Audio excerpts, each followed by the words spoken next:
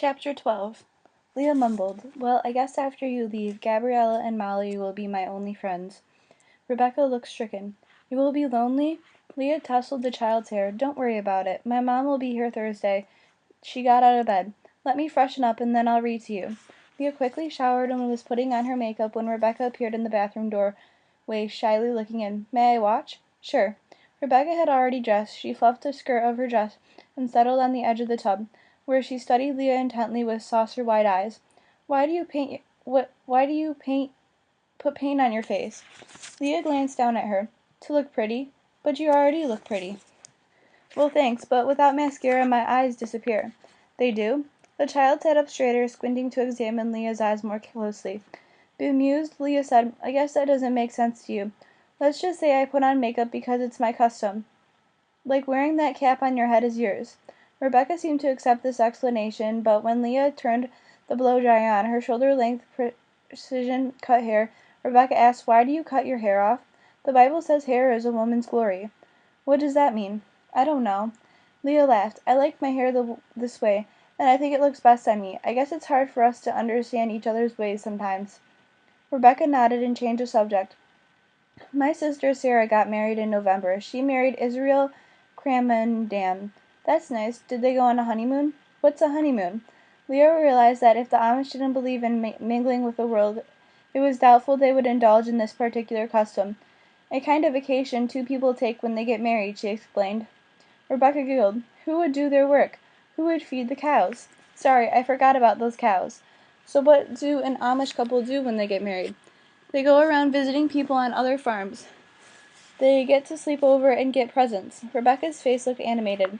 "Then in the spring they move into their own house. I like Sarah's wedding. Everybody came." "Who's everybody?" "All the plain people. Mama said 300 were coming, and for Papa to fetch enough chairs because no one was going to say that Tilly Longacre didn't know how to put on a wedding feast." Rebecca said in an imitation of her mother's voice, "Mama and Oma cooked and cooked for weeks. I helped." "Wow, that's a lot of people." Leah thought about her own mother's weddings. The last 3 ceremonies had been attended only by Leah and 1 or 2 of her mother's friends. "Was your sister's dress pretty?" Rebecca's brow knitted as she considered the question. "All our dresses are plain." "Does she wear a fancy wedding gown?" Rebecca shrugged. "It was white, but not fancy."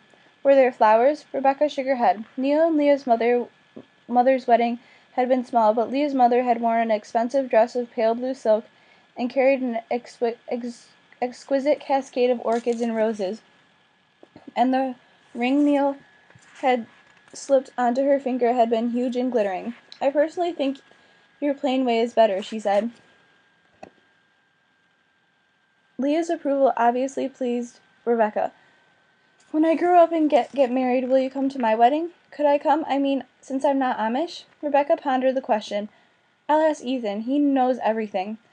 The mention of Ethan made Leah's pulse quicken. "Well, you have to grow up first," she told Rebecca, "and by then, who knows where I'll be." Rebecca looked as if she didn't understand, and Leah realized that for a girl whose family had lived in the same place for generations, the concept of moving from state to state, city to city, rented apartment to rented house wouldn't make any sense at all.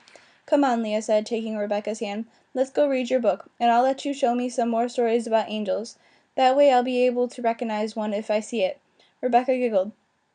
"You can't see them, Leah." Leah feigned exasperation. "Just my luck. So how am I supposed to believe in something I can't see?" Still clinging to Leah's hand, Rebecca tilted her head upward. "Because you see them with your heart, not your eyes." Leah nodded, saying nothing but wishing she had this same simple faith.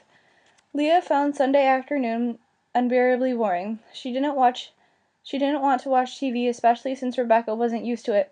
The rec room was too noisy and the video game room was full of kids waiting to play. Even the library offered no refuge. She was standing in the kitchen ready to throw herself on the floor in frustration, when Molly walked in. "Rescue me," Leah cried, grabbing the nurse by the shoulders. "Bored, are we?" Molly asked with a laugh. "Watching a paint dry would be more exciting." Molly glanced at her watch. "I'm filling in for a friend who's sick, but I don't have to sign on for another 30 minutes. Why don't you throw on some street clothes and I'll take you downstairs to the main cafeteria. Maybe the change of scenery will do you good." Leah practically set a speed record dressing in jeans and a sweatshirt. She must have lost some weight. A quick check in the mirror revealed that her jeans looked baggy. but except for the plastic ID bracelet on her wrist, she didn't look like a patient at all.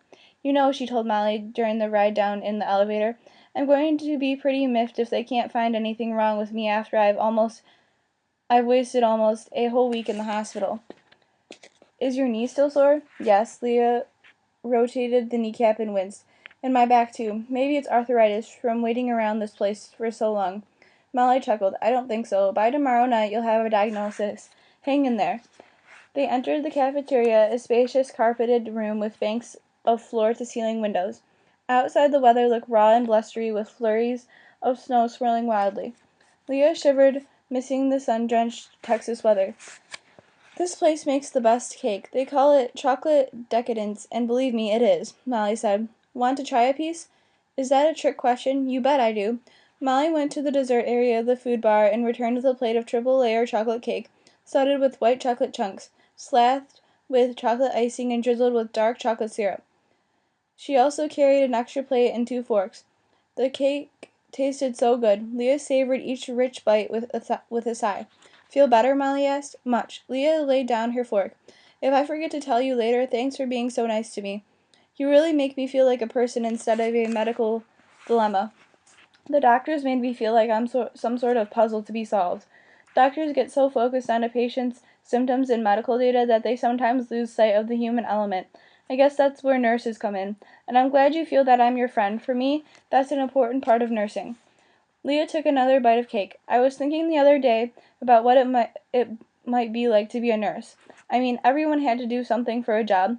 Do you think I would make a good nurse? It's hard work, Molly said, and getting harder. I plan to go back to school in the summer just to learn more about certain diseases. Nursing isn't for the faint-hearted, Leah, and maybe I'm not smart enough. If it was just memorizing medical information, anyone could go into nursing.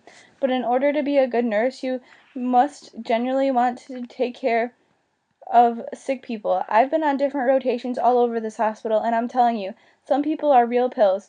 They're demanding and cranky, and you have to keep reminding yourself that they aren't purposely trying to make your life miserable. Leah laughed. Is that why you stick to the pediatric floor? Because you're bigger and can make the kids do what you want? How'd you guess?